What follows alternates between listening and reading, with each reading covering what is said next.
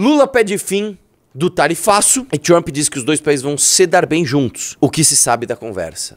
O que se sabe da conversa? Hã? O que se sabe da conversa? O presidente Luiz Inácio Lula da Silva conversou com o presidente americano Trump em conferência. Lula pediu a Trump a retirada da tarifa de 40% imposta aos produtos brasileiros e das medidas restritivas aplicadas contra autoridades brasileiras, como a cassação de vistos e a aplicação de sanções financeiras contra o Alexandre de Moraes. Segundo a BBC, apurou uma fonte do Palácio do Planalto, a videoconferência aconteceu a pedido do lado americano. De acordo com essa fonte, durante a conversa de segunda-feira, foi Lula quem sugeriu que Trump que encontrasse pessoalmente. O presidente americano teria concordado em seguida. Lula então sugeriu 3 possibilidades para esse encontro. Desce aí, vamos lá. A primeira seria o encontro dos dois durante a cúpula da ASEAN, na Indonésia, no fim de outubro. Lula confirmou presença no evento, Trump ainda não confirmou sua ida ao país asiático. A segunda possibilidade seria uma remota ida de Trump à 30ª conferência, a COP, né? Em novembro. A terceira possibilidade é uma visita de Lula aos Estados Unidos. De acordo com essa fonte, o encontro na Indonésia tem mais chance de acontecer de fato. A BBC News apurou também que Trump não teria respondido diretamente ao pedido de Lula para a retirada das tarifas e as sanções econômicas de vistas de autoridades brasileiras. Vamos lá, eu vou te falar uma coisa, isso é tudo especulativo. Isso é tudo especulativo, né? Você não consegue dizer exatamente o que foi conversado e do que foi conversado o que vai ser levado adiante. O que eu posso dizer, do ponto de vista político aqui no Brasil, é o seguinte, que foi uma coisa que a gente até falou ontem no Irmãos Dias, né? A estratégia como é o nome? Do Eduardo Bolsonaro, do Paulo Figueiredo, muito dificilmente ela vai dar certo, porque ele entregou um presente nas mãos do Lula que, para qualquer cenário que essa conversa vá, o Lula sai ganhando. Então só tem 2 possibilidades. Possibilidade número 1, o Lula vai conseguir fazer algum tipo de acordo com o Trump. Possibilidade número 2, ele não vai conseguir. Em ambos os casos, o Lula sai vencedor. Por quê? Se ele for e fizer um acordo com o Trump, derrubou as tarifas, fez alguma coisa, vamos supor que ele fez o acordo com o Trump. Então ele conseguiu ali nem que seja uma derrubada tímida das tarifas. Qual vai ser a narrativa do cara? Irmão, é o seguinte, o bolsonarismo nos atrapalhou com tarifa tal e a nossa habilidade, ele pode falar o que ele quiser, o povo nas ruas, a defesa da soberania, a nossa coragem, fez com que a tarifa de 40% fosse para tal ponto. E a lei e as sanções, vamos ser sinceros, gente, vamos falar disso depois, mas vocês acham que realmente o Alexandre de Moraes está muito preocupado com as sanções? Você acha que é uma coisa que afetou assim, o pilar da família do Alexandre de Moraes? Claro que não. E no segundo cenário, o que acontece? Se ele não conseguir, ele continua apontando o dedo e colocando a culpa, né, dos desandos econômicos do Brasil nas mãos do inimigo externo, presidente Trump. Existe uma coisa que ninguém tá prestando atenção, que é o seguinte: todos os presidentes, absolutamente todos os presidentes tendem a, no seu ano eleitoral, no ano da sua eleição, dar uma melhora na sua popularidade. Porque é óbvio que você vai represar uma série de melhorias para você ir entregando no ano eleitoral. Então vamos lá. É óbvio que você não pode, 6 meses antes da eleição, criar um novo programa assistencial ou fazer alguma nova obra. O que você pode fazer então? Você pode deixar tudo pronto para que neste período você entregue essas coisas. Então vamos lá. O Lula, ele no começo do governo dele veio a isenção ali da oposição. A oposição quer isenção de imposto de renda para quem ganha até 5 mil reais. Por quê? Porque a oposição é bonzinha? Não, porque é um reajuste. A partir do momento que a inflação vai comendo o seu dinheiro e você vai ganhando mais dinheiro, mas não que você está aumentando o seu poder de compra, a faixa da isenção tem que subir também, conforme a inflação. Não subiu. Estávamos defasados. O que o Lula fez? Muito estrategicamente, ele não segura. Primeiro que eu não vou dar essa vitória para a oposição. Segundo que não é hora de fazer isso. E joga para próximo da eleição. Então agora eles estão brigando pela isenção. Conseguiram lá em votação unânime isso daí. Aí o lance é o seguinte. Quantas e quantas obras, quantas e quantas emendas, inclusive, o Lula não está negociando agora para que durante o ano eleitoral, não só ele diretamente, mas os seus afiliados, os seus aliados que vão pedir voto para ele, não vão entregar de coisas para aumentar a popularidade. Aí vem a pergunta. Se agora, em outubro de 2025, a 1 ano da eleição, A gente já está vendo a tendência de queda do Lula brecar e começar a virar para cima. Então, a rejeição do Lula, que vinha numa crescente, brecou. E a popularidade do Lula, que estava numa decrescente, brecaram e começaram timidamente a dar uma leve melhorada. Você imagina, então, no ano eleitoral. Portanto, eu acho que é muito nítido, e isso tem que ficar muito claro, que a estratégia Eduardo Bolsonaro / Paulo Figueiredo não deu certo. E eu vou dizer uma coisa, eu fui no Irmãos Dias ontem, né, e tava lá o André Dias, e ele fez uma pergunta, ele falou, cara, mas você não acha que às vezes é um sacrifício, né, que a gente tem que fazer agora, né, porque... Aí eu até falei pra ele, cara, não é que a gente teria de fazer um sacrifício econômico agora? Não, a gente vai ter uma tarifa mesmo agora, ou a gente vai segurar as pontas aqui nas contas por algo que é certo. Né, por algo que não, pô, nós vamos conseguir através de um apoio do Trump ordenar o nosso sistema jurídico para que não haja mais abuso e a gente consiga a anistia e através disso o Brasil vai ser mais moral. Se fosse isso, eu estaria aqui defendendo isso. Mas não é isso. É só o sacrifício por algo que não é certo e que não vai acontecer. Então vamos lá, você tem o sacrifício? Tem. O sacrifício é por algo certo? Não, é errado você pedir a liberdade do Bolsonaro. E 3, nem vai vir. Então é importante deixar isso claro, certo? Então é óbvio, cara, que para o Lula, ele tava todo cagado, velho. Sediou o BRICS, falou de regulação de redes, apontou o dedo do presidente americano, tomou um tarifaço. Aí o Eduardo Bolsonaro entrou no circuito, falou, não, o tarifaço na verdade é por causa, né, do Bolsonaro, toma aí, ó, Alexandre de Moraes, a gente precisa de uma Magnitsky, o Trump falou, pô, demorou, por que eu não vou ajudar meu aliado de ocasião aqui? Manda brasa aí. E aí você ajudou a popularidade do Lula. Por isso que eu tô falando, cara, as pessoas tendem a achar, eu até reagi num vídeo ontem que eu soltei hoje, como é o nome daquele rapaz da Wise Up, da Flávio, esqueci o nome dele, o empresário lá versus 30 trabalhadores lá, um milionário, e um cara lá, um professor de história, sentou e falou assim, não, é interessante para o sistema brasileiro que não haja educação porque o povo burro é mais alienado. Isso é um mito que você tem, você que tá na live, assim, com certeza você já ouviu alguém falar isso, ou você mesmo acredita nisso. Entenda uma coisa, cara, tem um livro do Steven Pinker, ele chama O Novo Iluminismo, né? É um livro, acho que é de 2012 ou 2013, né? Faz tempo que eu li esse livro, foi um presente do Ricardo Almeida me deu de presente, e é um livro, até a galera zoa o Pinker porque ele é muito otimista em relação à humanidade, enfim, mas ele pega uma frase, eu li nesse livro essa frase, mas a frase não é dele, que eu não lembro de quem que era a frase, que diz o seguinte, a pobreza, ela não precisa de uma razão, a riqueza sim. O que ele quis dizer é o seguinte, quando você pega... Você sabe o que é entropia? A entropia é o nível de desordem de um sistema. A entropia, ela tende sempre a aumentar. Ou seja, o nível de desordem tende sempre a aumentar. O estándar do mundo, das coisas no mundo, é a desordem, é o caos. Você tem que gastar energia para promover a ordem. Então, vamos lá. Você tem um quarto todo desarrumado. Para você arrumar esse quarto, você gasta energia. Para você ordenar as coisas, você gasta energia. E mais, para você manter a ordem nesse quarto, você gasta menos energia do que primeiro, né, transformar do caos à ordem, mas depois que você deixa ele ordenado, você gasta menos energia, mas você ainda gasta energia para manter esta ordem. Por que eu estou dizendo isso? Não existe um grande plano, tá? Um planejamento global ou das elites brasileiras para manter a população na ignorância. Porque quem dera fosse assim. Se fosse assim, existiria um vilão. Ó, existe um vilão. Você pode personificar sei lá, num líder ou numa cúpula, né? Ou num grupo de pessoas de determinado tamanho. E esses planejadores, por conta desses planejadores, você tem o caos na educação, na instrução brasileira, etc.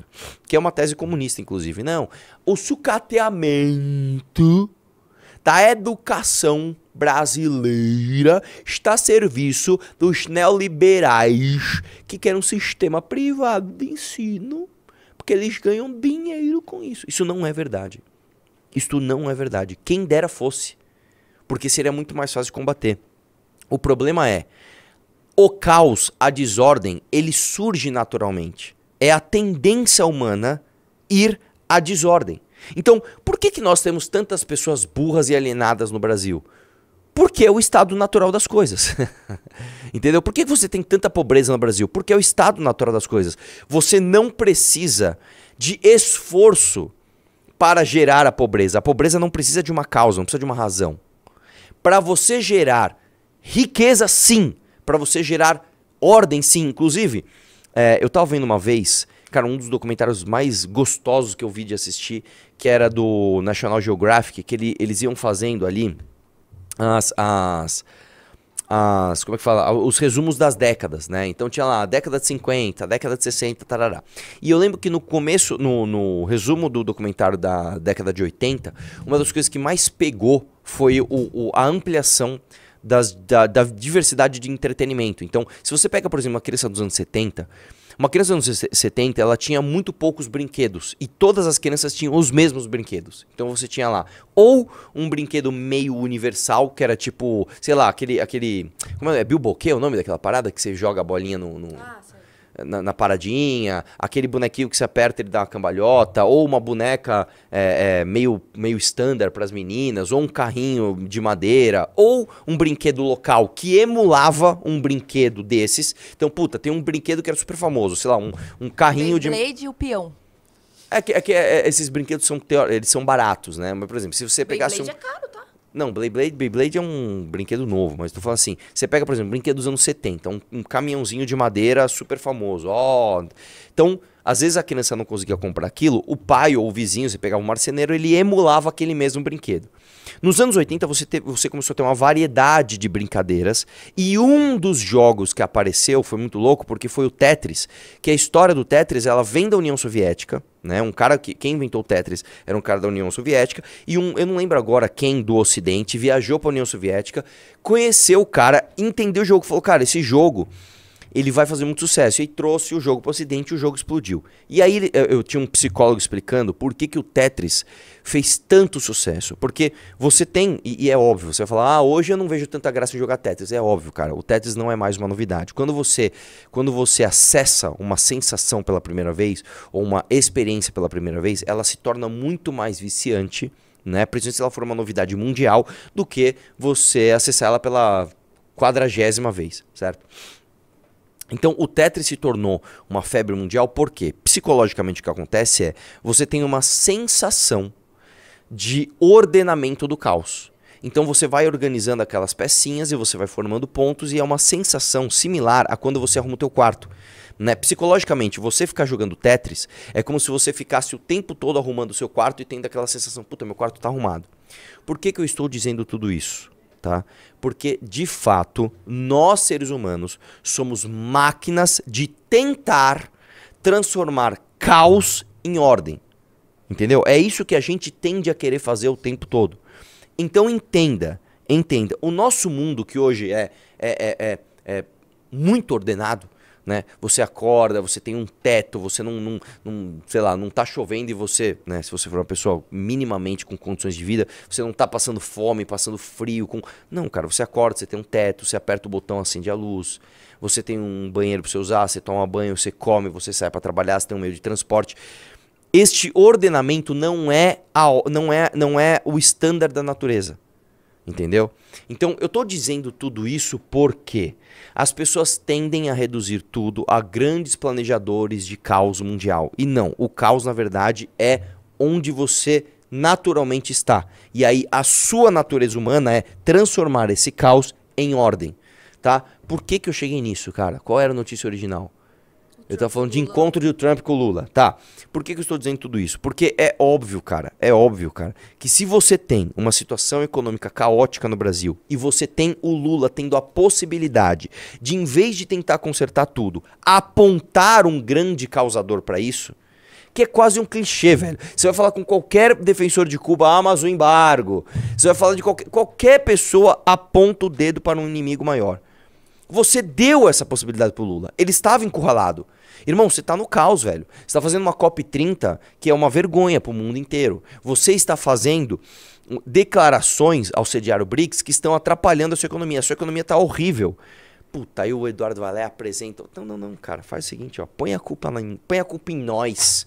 Pronto, você deu a válvula de escape pro Lula. Então, A análise que você tem que fazer não importa, velho, não importa de onde você vai ouvir a justificativa, tá? No fim do dia, nós, da direita, demos um presente ao Lula.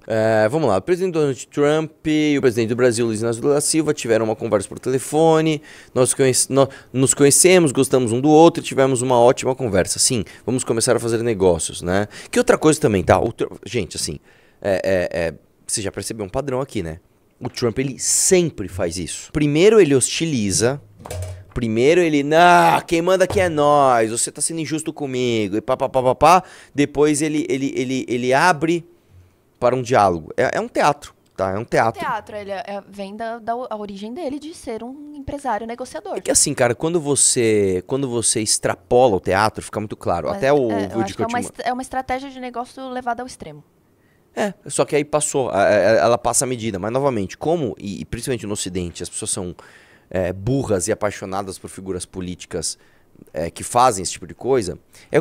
Isso aqui é uma coisa que eu tenho falado já há muito tempo, tá? Eu acho doente o Trump ser presidente dos Estados Unidos. Eu acho que a sinalização que ele passa de arrogância, prepotência, egocentrismo é uma coisa que não deve ser desejável para um representante.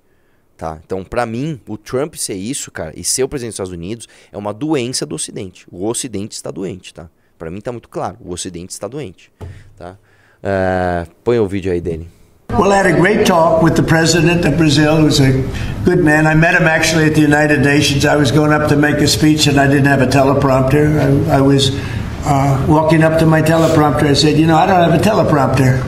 But just before that, I met with President Lula. And I found him to be very good. I mean, we had a very good talk for about, 2 minutes. And then I went up to make the speech, and I was surprised to see. How would you like that one, Doug? I've got every leader in the world sitting out there.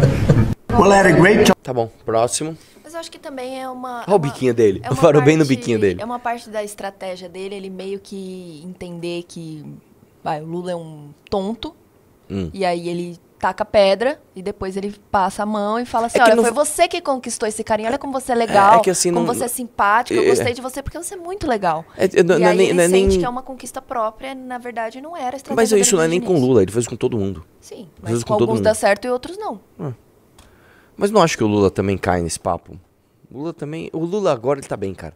Ele só pensa assim, cara, faz o que você quiser aí, Trump, tamo junto e vambora. O governo Lula diz que Rubio terá que fazer o que Trump quiser sobre o Brasil e não o contrário, né? Eduardo Bolsonaro diz que a escolha de Rubio para negociar com o Brasil foi golaço de Trump. Assim, pra quem não sabe, Marco Rubio, ele é bem mais... É que ideológico não é a palavra, né? Ele é muito mais apaixonado, vamos chamar assim, pela ideologia mesmo, vamos assim. Ele é muito mais ideológico, eu acho que essa é a palavra certa mesmo. Ele é muito mais ideológico e é isso, cara, né? Enfim, no final das contas, cara, tudo isso é tudo uma grande casca, né? Vamos lá. Aí vamos ver os bolsonaristas sobre isso, né? O senador Flávio Bolsonaro se manifestou sobre o telefonema de Lula e Donald Trump ocorrido na segunda-feira. Em contato com a coluna, o parlamentar destacou o papel que Marco Rubio, secretário dos Estados Unidos, terá na interlocução com o governo brasileiro. O saldo da ligação entre Trump e Lula é que acabou a desculpa de que não há diálogo com o governo americano. Agora, a conversa está aberta com Marco Rubio, alguém que conhece os males que o socialismo causa numa nação. No mais, Lula continua sendo quem mais taxa o povo brasileiro. Infelizmente, nada mudou. Né? Essa manhã eu tive mal, não. Eu vou te falar uma coisa, cara. O fato do Trump e o Lula conversarem, primeiro que é uma coisa assim, prevista, né? São dois líderes de dois países que em algum momento iam se conversar. Só que deixa um pouco os bolsonaristas, principalmente o Eduardo e o Paulo Figueiredo, meio de bobo na conversa, porque por mais que eles tentem justificar, né? Não, esse avanço aconteceu por causa disso, não, esse retrocesso aconteceu por causa disso. No final das contas, eles vão ficar de analistas, né? Eles vão ficar de comentaristas de uma relação onde eles não são mais os protagonistas. Não é mais assim. Porra, o Trump fez algo que o Paulo Figueiredo previu na live e agora o Lula se ferrou. Não, vai ser sempre assim. Eles vão balizar o jogo, eles vão pautar o que tá acontecendo e os comentaristas vão ter que comentar, ó, eu acho que isso aqui foi por causa disso, por causa daquilo outro. Tira deles o papel de protagonistas. Olha, eu estou aqui fazendo com que o Trump tome tal ação. Eu estou aqui fazendo com que o governo americano, Marco Rubio, não sei quem, faça tal coisa. E passa a ser assim. Olha, através dessa conversa, a gente pode analisar aqui isso e aquilo. E para quem quer se colocar como protagonista, porque não tem problema você ser um comentarista, né? Ninguém aqui... Eu não sou protagonista, sei lá, da contratação do show do Wesley Safadão no governo do Sergipe, certo? Mas eu tenho uma opinião muito clara e eu posso vir aqui e fazer minha crítica. A partir do momento que eu me coloco como protagonista... Não. Eu sou um intermediador entre o negociador do Wesley Safadão e o negociador do governo de Sergipe, e as coisas acontecem, né, pra fora do meu controle, eu tenho que falar, não, mas ficou ruim. Ficou ruim. Eu acho que esta conversa dos dois, independente qual rumo tome, é isso que eu tô falando, não importa se o Trump vai ceder um pouco, se o Lula vai ceder um pouco, não importa. Coloca o Eduardo e o Paulo Figueiredo como comentaristas de um jogo que eles se colocaram como protagonistas. Entendeu? E mais uma vez, no final das contas, como o grande objetivo deles nem é atingir o governo Lula, mas é atingir o STF para tentar livrar o Bolsonaro, isso tá muito longe de acontecer, isso só fica assim, bobo. Só fica bobo.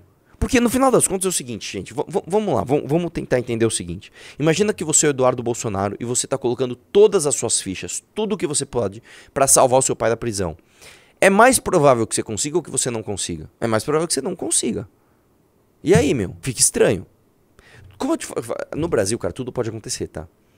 No Brasil, assim, sei lá, é capaz de, sei lá, cair um meteoro amanhã e, sei lá, e destruir o STF e outras pessoas assumirem e tudo ficar diferente. Assim, no Brasil, até o passado é incerto, irmão. Mas as odds, se a gente tivesse numa Blaze plataforma de apostas, tá, as odds não estariam boas pro time Eduardo Bolsonaro e Paulo Figueiredo. Tanto não estão boas que o próprio Jair Bolsonaro já está tentando ver no Tarcísio uma ferramenta para ele negociar com o Centrão e conseguir a tal da graça, né? E quem sabe o mantimento, né? De não, eu vou dar a graça eu como presidente e vou tentar negociar no STF para você ficar solto. É isso, né? É isso, né?